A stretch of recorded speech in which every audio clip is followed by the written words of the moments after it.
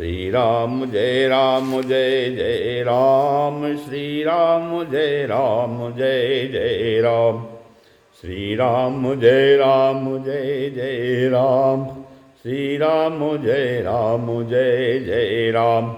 ओम श्री गणेशाय नमः, ओम श्री गुरुवे नमः, ओम श्री सीतारामचंद्राभ्याम नमः, उमा महेश्वराभ्याम नमः, ओम श्री एकादशमुखी दक्षेश्वर धाम सरकार श्री हनुमते नमः। शांताकारं भुजगशयनं पद्मनाभं सुरेशं विश्वाधारं गगनसदृशं मेघवर्णं शुभांगं लक्ष्मीकान्तं कमलनयनं योगिभिर्ध्यानगम्यं वन्दे विष्णुं भवभयहरं सर्वलोकैकनाथं। यं ब्रह्मा वरुणेन्द्ररुद्रमरुतः स्तुवन्तु दिव्यैस्तवै वेदैः साङ्गपदक्रमोपनिषदैः गायन्ति यं सामगा। ध्यानावस्थितद्गतेन मनसा पश्यन्ति यं योगिनो यस्यान्तं न विदुः सुरासुरगणा। देवाय तस्मै नमः। ध्यायेदाजानबाहुं धृतशरधनुसम्बद्धपद्मासनस्थं पीतं वासोपसानं नो कमलदलस्पृद्धनेत्रं प्रसन्नं वामाङ्कारुर्षितामुखकमलमिलल्लोचनमनेरदाभं नानालङ्कारदीप्तं ददतमुर्जटामण्डलं रामचन्द्रं नीलाम्बुजश्यामलकोमलाङ्गं सीतासमारोपितवामभागं पाणौ महासायकचारुचापं नमामि रामं रघुवंशनाथं लोकाभिरामं रणरङ्गधीरं राजीवनेत्रं रघुवंशनाथं कारुणरूपं करुणाकरं तं श्रीरामचन्द्रं शरणं प्रपद्ये। आपदामापहर्तारं दातारं सर्वसम्पदां लोकाभिरामं श्रीरामं भूयो भूयो नमाम्यहम्। बंशी विभूषितकरान्नवनीरदाभात् पीताम्बरादरुणबिम्बो दलाधरोष्टात् पूर्णेन्दुसुन्दरमुखादरविन्दनेत्रात् कृष्णात् परं किमपि तत्त्वमहं न जाने। भवानी शङ्करो वन्दे श्रद्धाविश्वासरूपिणो याभ्यां विना न पश्यन्ति सिद्धा स्वान्तस्तमीश्वरम्। मनोजवं मारुततुल्यवेगं जितेन्द्रियं बुद्धिमतां वरिष्ठं वातात्मजं वानरयूथमुख्यं श्रीरामदूतं शरणं प्रपद्ये। मूकं करोति वाचालं पङ्गुं लङ्घयते गिरिं यत्कृपातमहं वन्दे परमानन्दमाधवं। गुरुर्ब्रह्मा गुरुर्विष्णु गुरुर्देवो महेश्वरः गुरु साक्षात् परब्रह्म तस्मै श्रीगुरुवे नमः। अज्ञानान्धकारस्य ज्ञानाञ्जनशलाकया चक्षुरुन्मीलितं येन तस्मै श्रीगुरुवे नमः। श्री राम जय जय राम, श्री राम जय जय राम। सत्संग के क्रम में आज श्रीमद् भगवद गीता के अध्याय 8 के 14वें श्लोक से आगे का कथन श्रवण किया जा रहा है। इसके पहले भगवान ने कहा है कि बताया कि जिसके पास योग का बल होता है और जिसका प्राणों पर अधिकार होता है उसको तो निर्गुण निराकार की प्राप्ति हो जाती है, परंतु दीर्घकालीन अभ्यास साध्य होने से यह बात सबके लिए कठिन पड़ती है। सब मनुष्य नहीं कर सकते हैं। इसलिए भगवान आगे जो है सगुण साकार की सुगमता पूर्वक प्राप्ति की बात करते हैं। कैसे सगुण साकार की उपासना करके भगवान मुझे प्राप्त हो जाए। भगवान कहते हैं तो कहते हैं अनन्य चेता सततम यो माम स्मरति नित्यशः तस्याहं सुलभा पार्थ नित्य युक्तस्य योगिनः।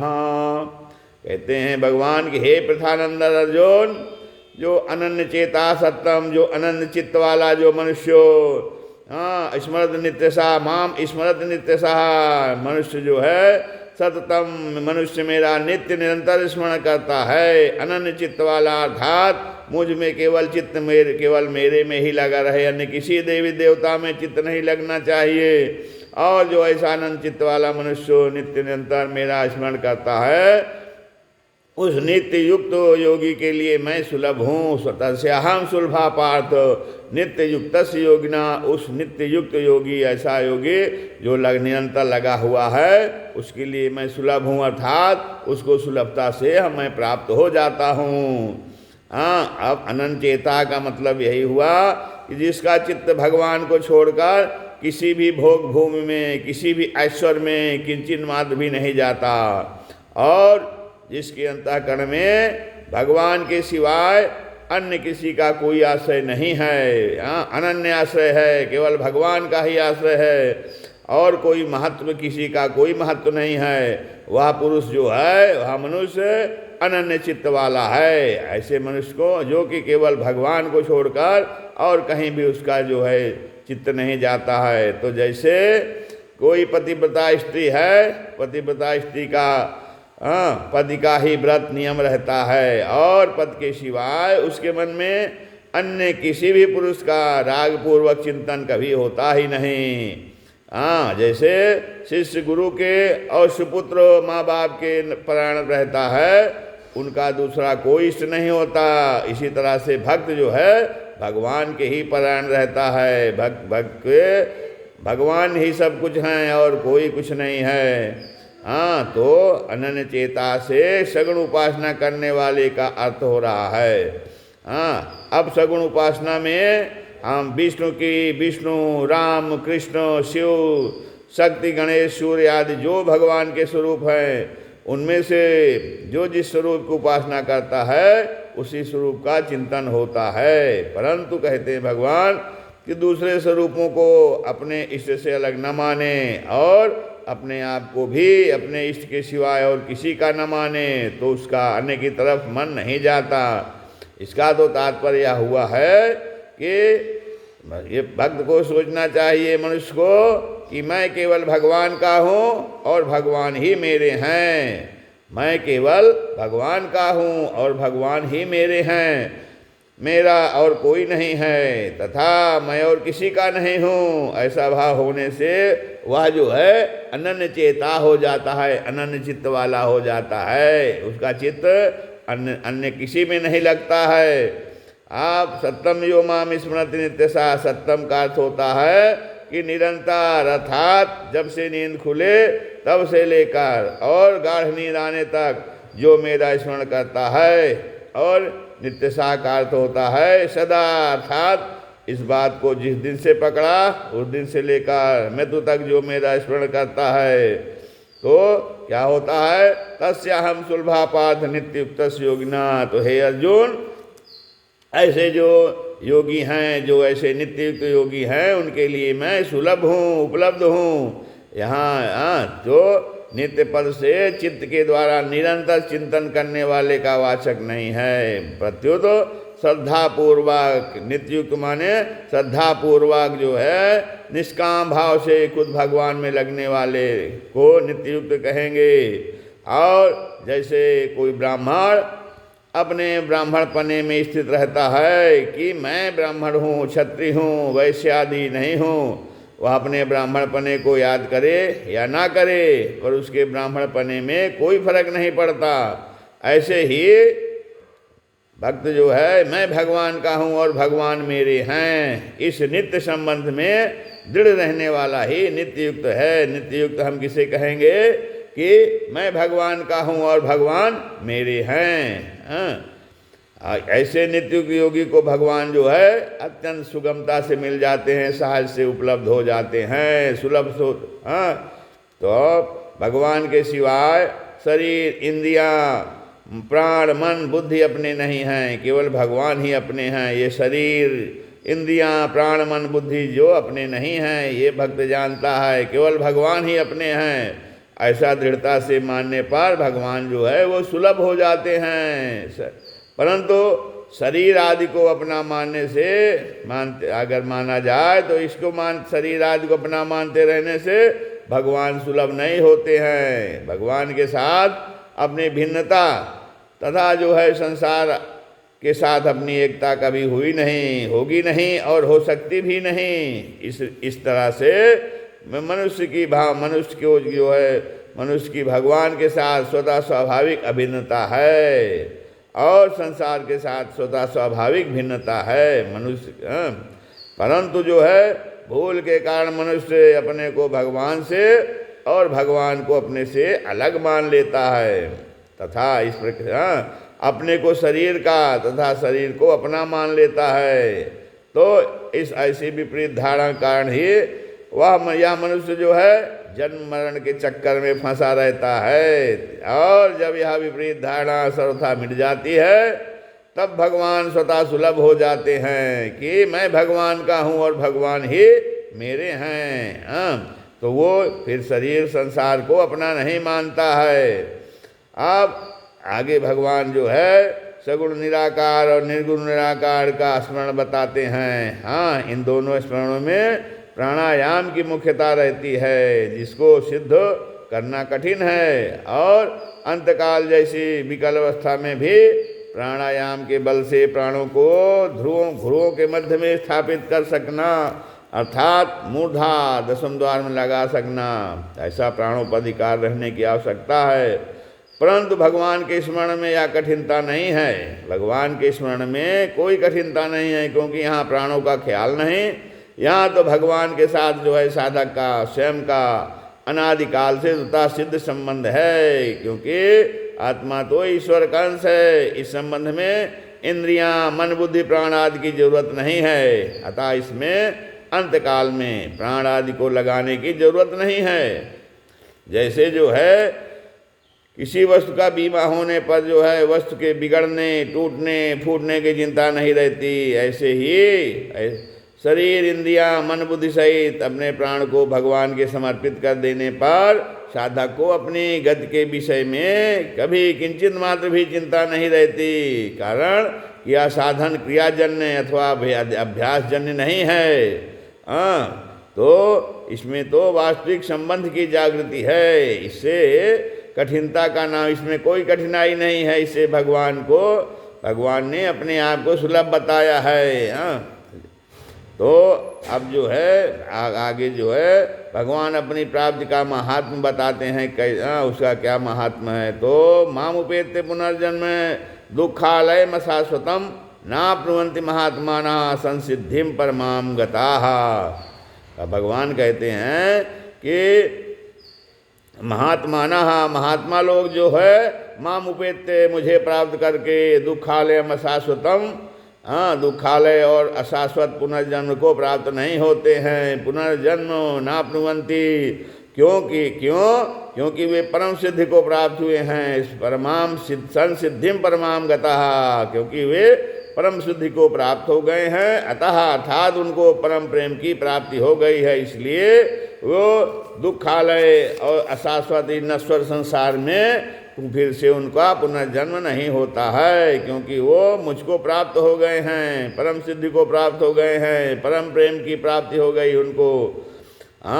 तो मामुपेत्य पुनर्जन्म मतलब मामुपेत्य का तात्पर्य यहाँ ये है कि भगवान के दर्शन कर ले, भगवान को तत्व से जान ले अथवा भगवान में प्रविष्ट हो जाए तो फिर पुनर्जन्म नहीं होता। पुनर्जन्म का अर्थ क्या है? पुनर्जन्म का अर्थ है फिर शरीर धारण करना। वह शरीर चाहे मनुष्य का हो और चाहे पशु पक्षी आदि किसी प्राणी का हो, पर उसे धारण करने में दुख ही दुख है। इसलिए पुनर्जन्म को दुखालय अर्थात दुखों का घर कहा गया है।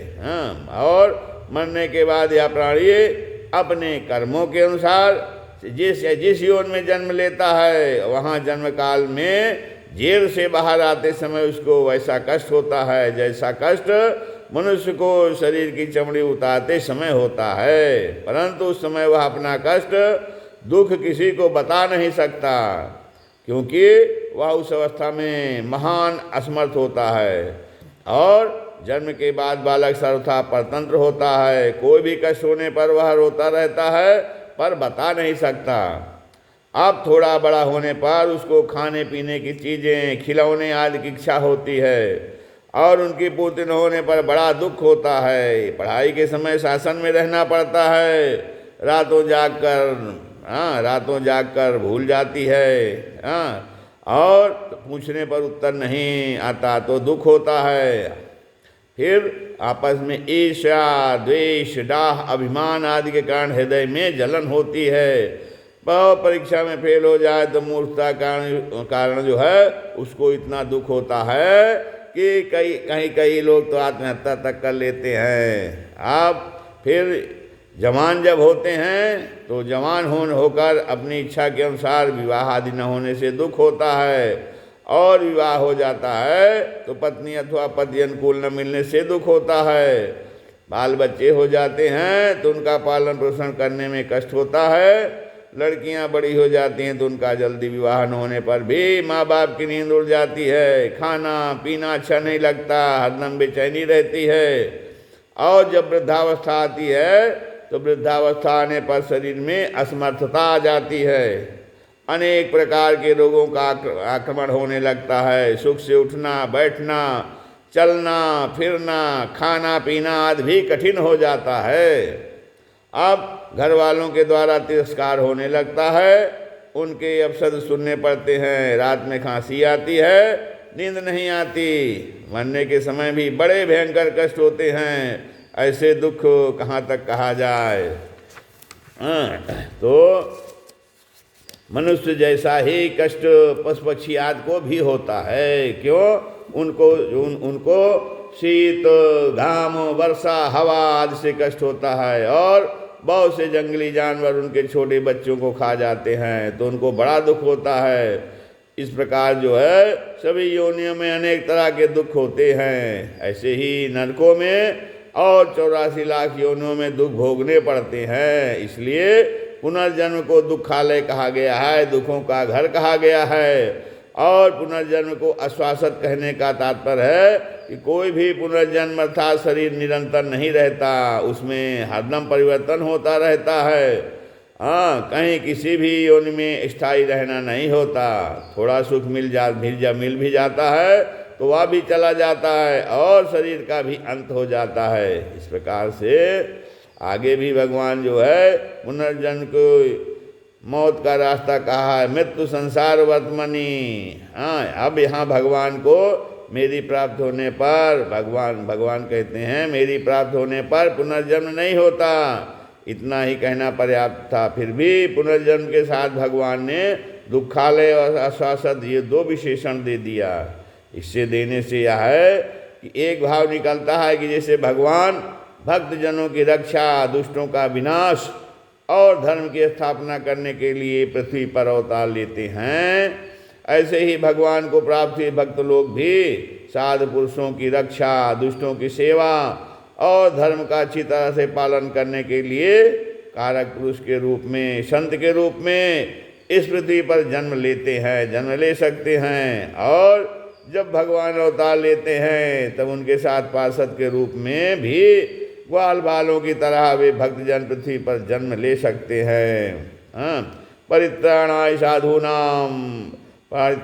साधूनाम सेवा कर्तुम च दुष्कृताम धर्म संस्थापनार्थाय संभवन्ति कलौ युगे। परंतु जो है उन भक्तों का यह जन्म दुखालय और शाश्वत नहीं होता है। जब भगवान अवतार लेते हैं तब उनके साथ पार्षद के रूप में ग्वाल बालों की तरह भक्तजन भी जो उनके धाम में रहते हैं वो भी पृथ्वी पर जन्म लेते हैं। परंतु जो है ऐसे भक्तों को ये संसार दुखालय और शाश्वत नहीं होता है, क्योंकि उनका जन्म कर्म जन्म नहीं होता, प्रत्युत जो है भगवद इच्छा से होता है। जो आरंभ से ही भक्ति मार्ग पर चलते हैं उन साधकों को भी भगवान ने महात्मा कहा है।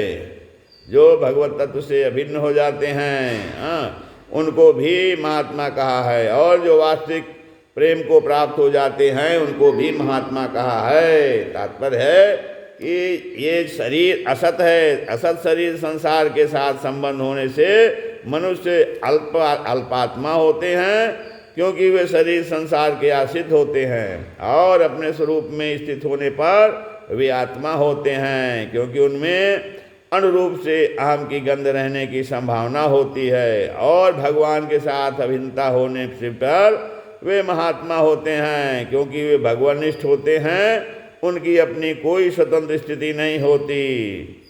अब भगवान ने गीता में कर्म योग, ज्ञान योग आदि योगों में महात्मा शब्द का प्रयोग नहीं किया है। केवल भक्ति योग में ही भगवान ने महात्मा शब्द का प्रयोग किया है।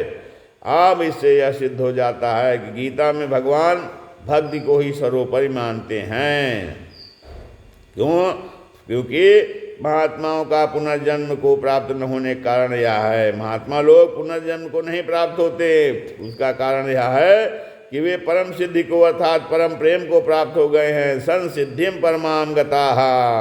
यहाँ सिद्धि शब्द के लिए साथ साम उपसर्ग और परमाम विशेषण देने का तात्पर्य है कि इससे बढ़कर कोई भी सिद्धि नहीं है। कारण कि जीव जो है वो भगवान का अंश है, और जब यह सर्वथा भगवान के समर्पित हो जाता है तब कोई भी सिद्धि बाकी नहीं रहती है। हाँ, तो जैसे लोभी व्यक्ति को जितना धन मिलता है उतना ही उसको थोड़ा मालूम देता है, और उसको ये धन की भूख उत्तरोत्तर बढ़ती रहती है। ऐसे ही अपने अंशी भगवान को पहचान लेने पर भक्त में प्रेम की भूख बढ़ती रहती है। उसको प्रतिक्षण वर्धमान असीम अगाध अनंत प्रेम की प्राप्ति हो जाती है। यह प्रेम भक्त की अंतिम सिद्धि है, इसके समान दूसरी कोई सिद्धि है ही नहीं। अब इसमें विशेष बात यह है कि गीता के अध्ययन करने से ऐसा लगता है कि भगवान ने गीता में अपनी भक्त की बहुत विशेषता से महिमा गाई है। भगवान ने भक्त को संपूर्ण योगक्षेम में युक्ततम अर्थात सबसे श्रेष्ठ कहा है, और अपने आप को भक्त के लिए सुलभ बताया है। परंतु अपने आग्रह का त्याग करके कोई भी साधक केवल जो है कर्मयोग, केवल ज्ञान योग अथवा केवल भक्ति योग का अनुष्ठान करे तो अंत में वह एक ही तत्व को प्राप्त हो जाता है। इसका कारण यह है कि साधकों के दृष्टि में तो कर्मयोग, ज्ञान योग और भक्ति योग ये तीन भेद हैं, पर जो है साध्य तत्व एक ही है। साध्य तत्व में भिन्नता नहीं है, परंतु इसमें एक बात विचार करने की है कि जिस दर्शन में ईश्वर भगवान परमात्मा सर्वोपरि हैं ऐसी मान्यता नहीं है। उस दर्शन के अनुसार चलने वाले सत से सर्वथा संबंध विच्छेद करके मुक्त तो हो जाते हैं, पर अपने अंशों की स्वीकृति के बिना उनको परम प्रेम की प्राप्ति नहीं होती, और परम प्रेम की प्राप्ति के बिना उनको प्रतिक्षण वर्धमान आनंद नहीं मिलता है। प्रतिक्षण वर्धमानम, उस प्रतिक्षण वर्धमान आनंद को, प्रेम को प्राप्त होना ही यहाँ जो है परम सिद्ध को प्राप्त होना बताया है। अब आगे भगवान कहते हैं, या ब्रह्मन् भुवान भुवनान लोका पुनरावर्तिनो अर्जुन माम उपेत्य तु कौन्तेय पुनर्जन्म न विद्यते। हे अर्जुन, आ ब्रह्मन् भुवान लोका, ब्रह्मलोक तक सभी लोग जो है पुनरावर्ती हैं। ब्रह्मलोक तक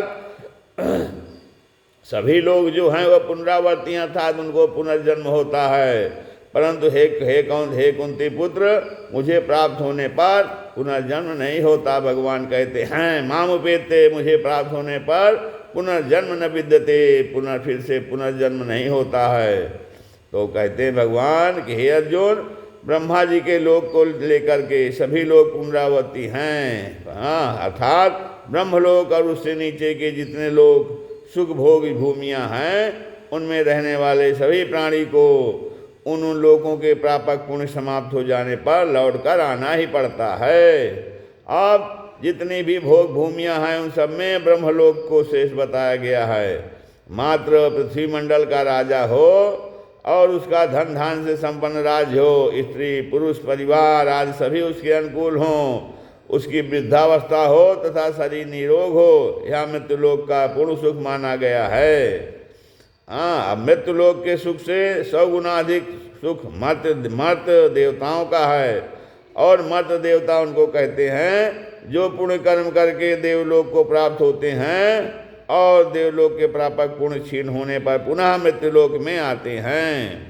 अब इन मर्त देवताओं से 100 गुना अधिक सुख आजान देवताओं का है। आजान देवता वे कहलाते हैं जो कल्प के आदि में देवता बने हैं और कल्प के अंत तक देवता बने रहेंगे।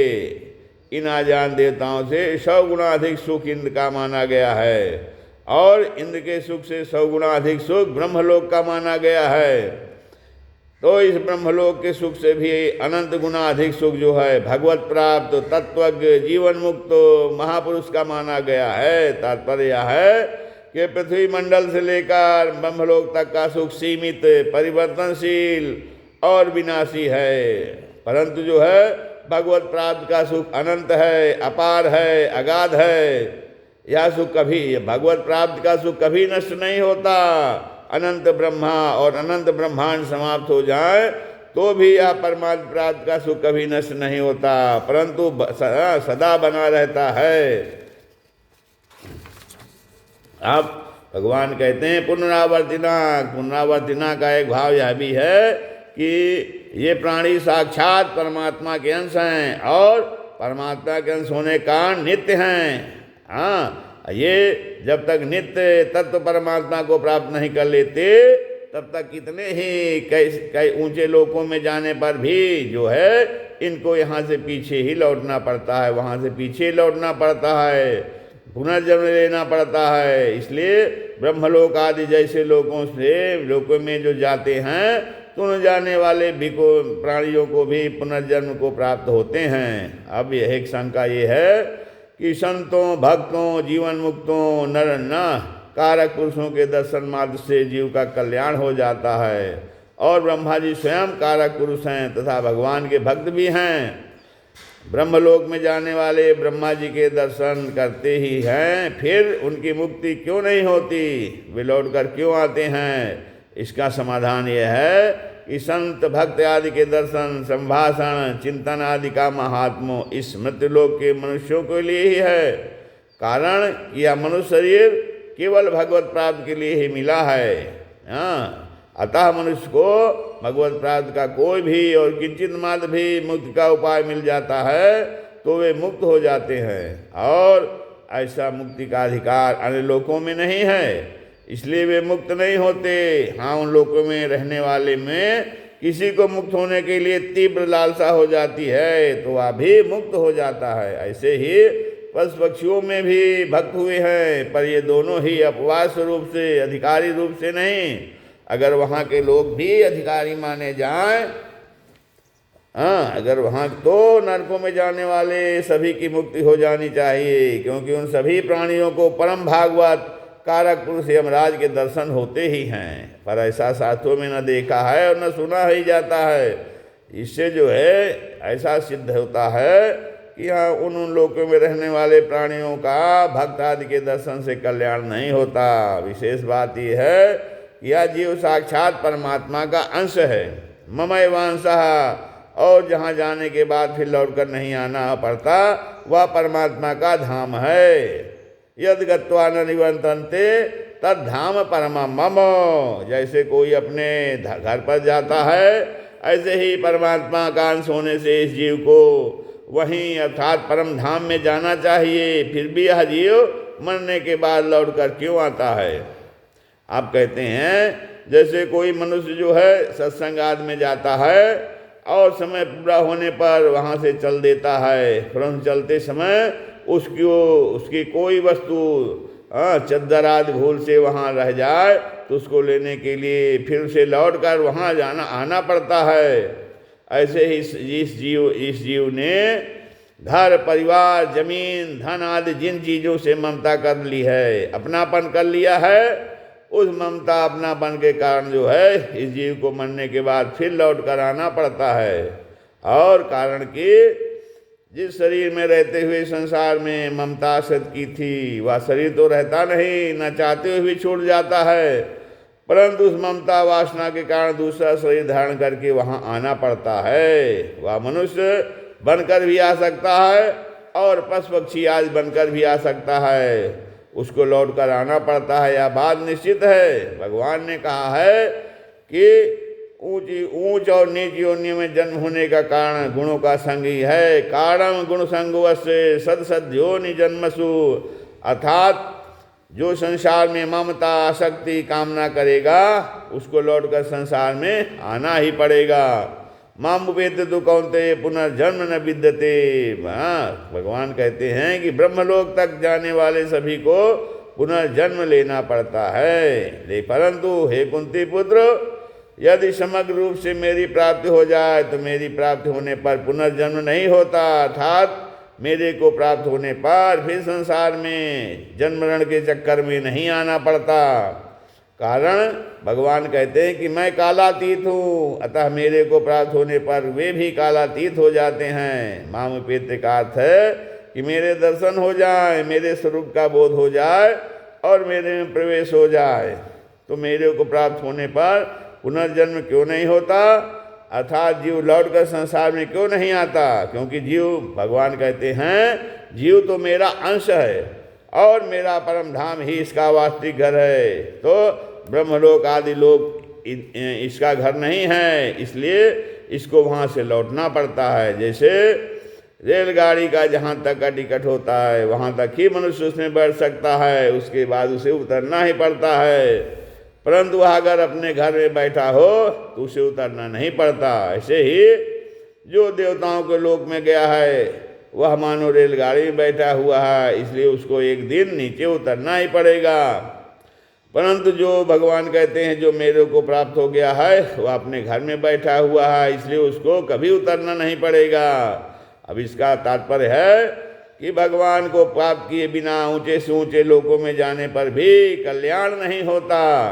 अतः इसलिए साधक को ऊंचे लोगों की भोगों की किंचित मात्र भी इच्छा नहीं करनी चाहिए, क्योंकि ब्रह्मलोक तक जाकर फिर पीछे लौट कर आने वाले अर्थात जन्म मरण रूप बंधन में पड़ने वाले पुरुष जो है वो आसुरी संपत्ति वाले होते हैं, क्योंकि आसुरी संपत्ति ही बंधन होता है।